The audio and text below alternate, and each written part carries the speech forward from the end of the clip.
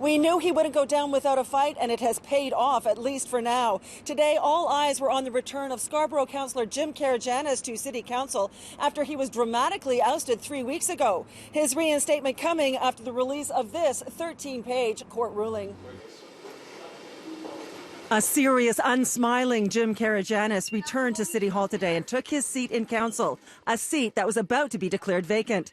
The 64-year-old councillor was ousted on November 6th when a campaign finances audit found that he had overspent the limit by almost $26,000 after he hosted a post-election dinner party.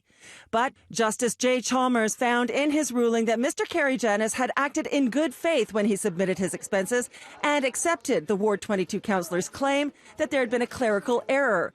Writing in part, he disclosed the post-election party at the Santorini Grill. The amount spent was disclosed. I find there was no attempt to hide the expense. I want to thank the unwavering support of my family, my staff, my constituents. I received hundreds of emails, numerous calls, and it's happy to be back. I'm looking forward to continue my work. However, while the judge was able to give Karygiannis his job back, he did not pass judgment on whether a $27,000 dinner was an appropriate campaign expense. The compliance audit into that is still underway.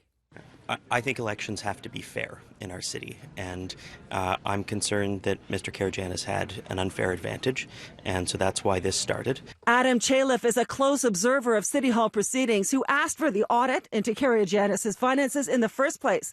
He continues to believe there are many questions that need to be answered related to the dinner, which Cllr said was for 50 people. Within the $27,000 that was spent on this dinner, almost just barely over $4,000 was spent on actual food and wine. There was about $21,000 spent on consultants as part of that.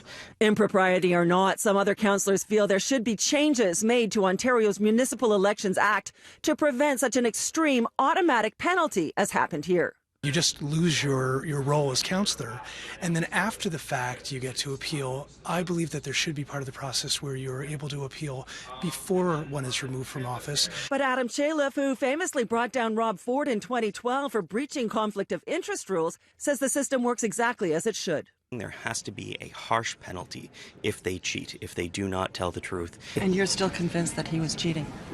I have very significant concerns. Karygiannis is all too aware that there's still a possibility he could lose his job. One moment at a time, 1 hour at a time, 1 day at a time. It's not yet clear when the audit into Karygiannis' finances will begin, but Adam Cllr tells me the city has retained an auditor who's ready to go. It'll likely take months to complete.